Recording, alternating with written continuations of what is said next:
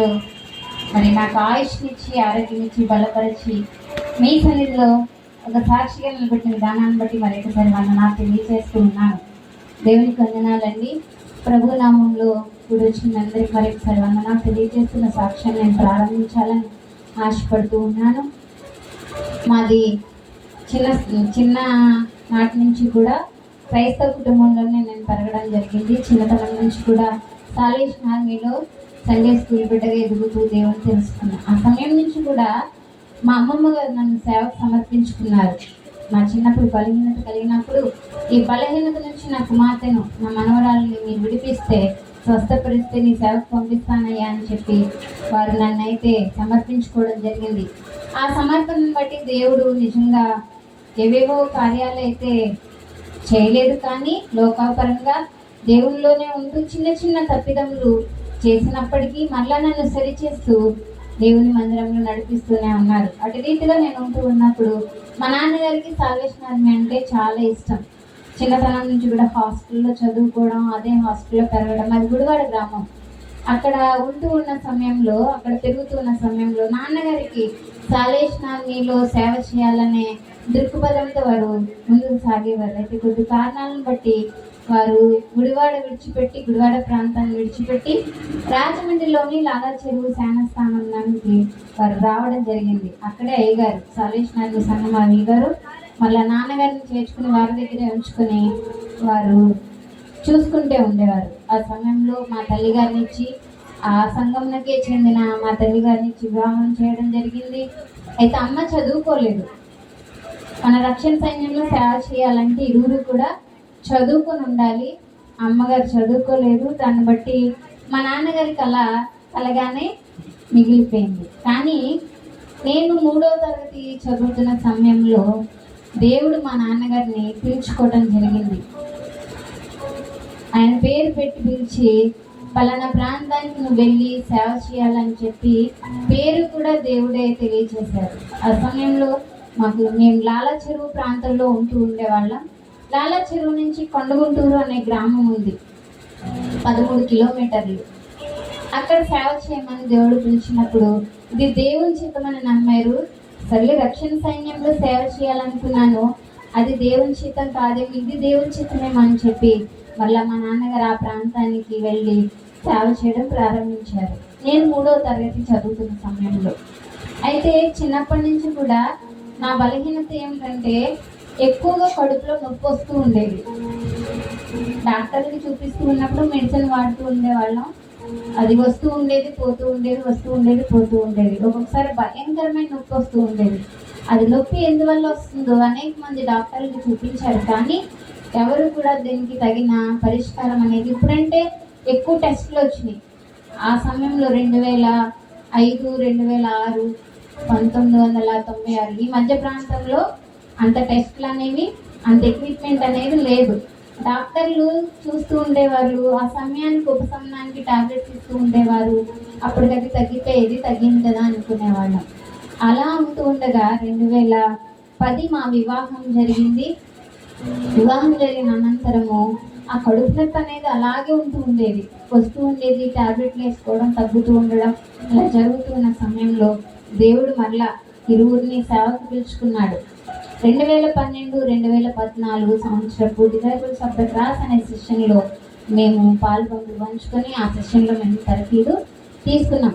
ఈ తరఫీదు అవుతుంది, మా యొక్క సేవా జీవితం ఇలాగే నడుస్తూ ఉంది. కానీ ఈ కడుపు నొప్పి అనేది నన్ను విడిచి పోలా. చాలాసార్లు అయ్యా నాకు ఇది నొప్పి తగ్గించమని నేను ప్రార్థన చేసుకున్నప్పుడల్లా దైవజనులు ఏ వాక్యం చదివించేవారంటే, నేను ఎక్కడికి వెళ్ళినా పౌలు గురించిన వాక్యాన్ని పంచుకుంటూ ఉండేవారు.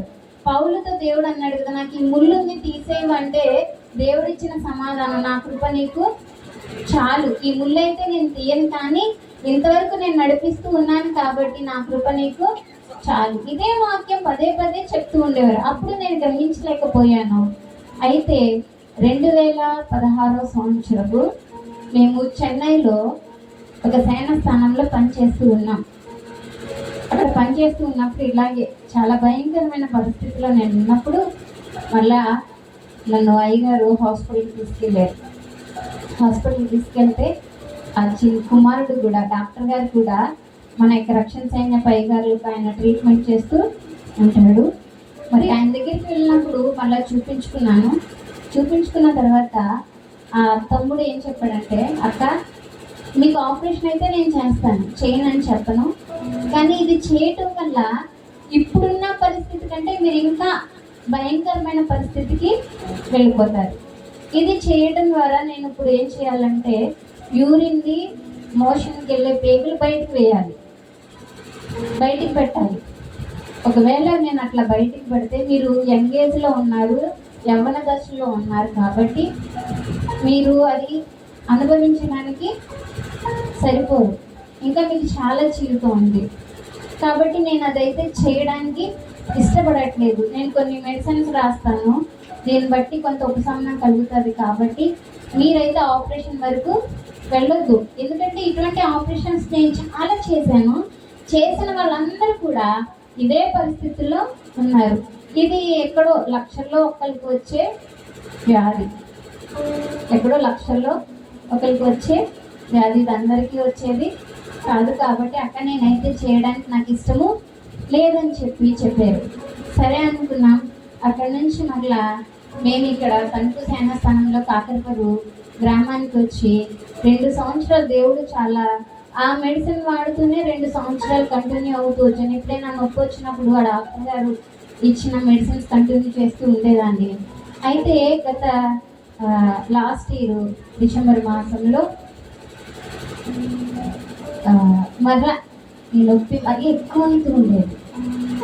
ఇలాగే బాధపడుతూ ఉండేదాన్ని. కానీ ఎప్పుడు పరిచర్య అనేది ఎక్కడ కూడా నేను విడిచిపెట్టలేదు. ఎందుకంటే దేవుడు పౌలుతో మాట్లాడిన మాట నాకు పది గుర్తొచ్చింది, నా కృప నీకు చాలు, ఏ ముళ్ళు లేకపోతే నేను నీకు దూరం అయిపోతానేమో దేవా అని చెప్పి ఎల్లప్పుడూ కూడా నేను ఆయన మాట జ్ఞాపకం చేసుకుంటూ నాకు ఎంత బాధ వచ్చినా టాబ్లెట్ వేసుకొని ఆ పరిచర్యలో మాత్రం వెనకబడే తనాన్ని ఎప్పుడు కూడా నేను చూపించుకోలే. అలాగే ముందుకు సాగుతూ ఉన్నాను. ఇక తర్వాత ఈస్టర్ పండుగ వచ్చింది. ఈస్టర్ పండుగలో 40 రోజులు ప్రార్థనలు జరుగుతూ ఉంటాయి కదా. ఆ ప్రార్థనలో అయితే మహాభయంకరంగా ఉంటూ ఉన్నా. కానీ దేవుడు ఒకానొక రోజు ఇక నేను తట్టుకోలేకపోయాను. ఇది దేవుని చిత్తమేమో. ఇక్కడే మన రాజమండ్రిలో స్పెషలిస్టులు ఉన్నారు, పెద్ద స్పెషలిస్టులు ఉన్నారు, పెద్ద డాక్టర్స్ ఉన్నారు. వాళ్ళ దగ్గరికి వెళ్ళాం. ఇక నేను ఇది తట్టుకోలేకపోతున్నాను, నాకు ఏదో చేసేయండి, ఆపరేషన్ పడితే ఆపరేషన్ చేయించండి, లేదా దేవుని చిత్తం అయితే దేవుడు తీసుకుంటే నేను వెళ్ళిపోతానని చెప్పి ఏడుస్తున్న సమయంలో అయ్యగారికి నా బాధ చూడలేక మా తమ్ముడు అయ్యగారు కలిసి హాస్పిటల్కి తీసుకెళ్ళారు. ఆయన కూడా టెస్ట్ చేశాడు. నాకేంటంటే వీళ్ళు ఆపరేషన్ చేసేది ఎలా ఉన్నా దానికి ముందు చేసే టెస్టులు ఉంటాయి చూడండి, ఆ టెస్టులు ఇంకా బాగా అనిపించేసేది. తట్టుకోలేకపోయేదాన్ని ఆ టెస్టులకి. అసలు ఆ టెస్టులు చేస్తుంటేనే ఒక మనిషికి ఆపరేషన్ ఇవ్వకుండా ఒక కాలు పోస్తేనో చెయ్యి పోస్తేనో ఎంత భయంకరమైన బాధ ఉంటుందో, కేవలం ఆ టెస్టులకు మాత్రమే అంతటి భయంకరమైన బాధ నేను అనుభవించేదాన్ని. కానీ దేవుడు మేడలు కృప చూపించాడు. మరి ఆ డాక్టర్ గారు కూడా ఆయన అపోలో హాస్పిటల్, హైదరాబాద్లో అపోలో హాస్పిటల్లో చేసే పెద్ద డాక్టర్ గారు.